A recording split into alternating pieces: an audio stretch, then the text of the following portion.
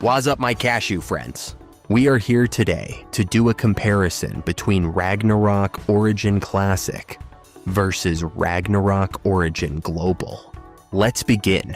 If you've played Ragnarok Origin Global before, you probably remember how big and complex the game can become later on.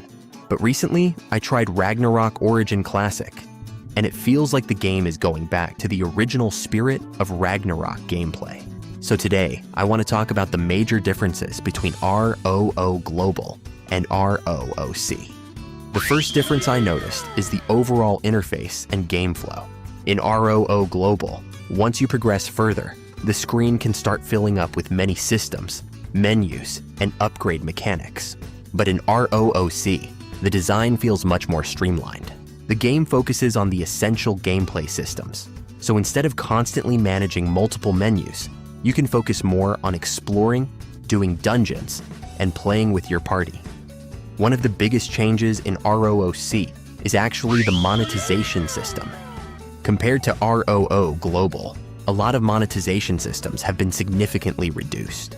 ROOC mainly focuses on a monthly pass model, along with a small number of cosmetic purchases. Spending is also capped, which means players can't endlessly buy resources to gain massive advantages.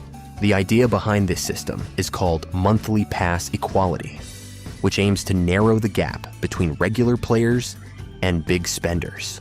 So even if someone spends money, there are limits, which keeps the playing field much more balanced. Another thing that stood out to me is the progression pace.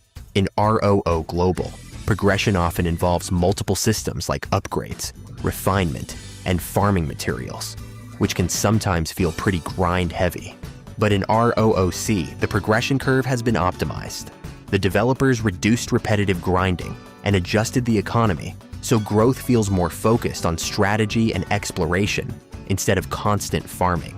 In fact, a lot of progression can be achieved just by running dungeons and playing normally, which makes returning to the game feel much more relaxed. Gameplay in ROOC also emphasizes job balance and team cooperation. The game brings back the classic transcendent second job era, which many Ragnarok fans are familiar with. Instead of relying on overwhelming stats, the focus is more on skill usage, party composition, and teamwork.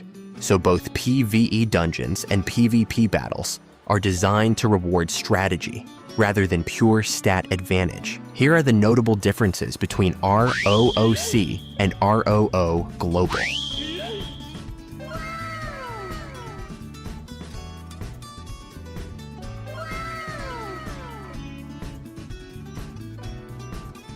And because Ragnarok Origin Classic focuses more on balanced gameplay and fair competition, the developers are also introducing a major tournament called the Tyr Cup.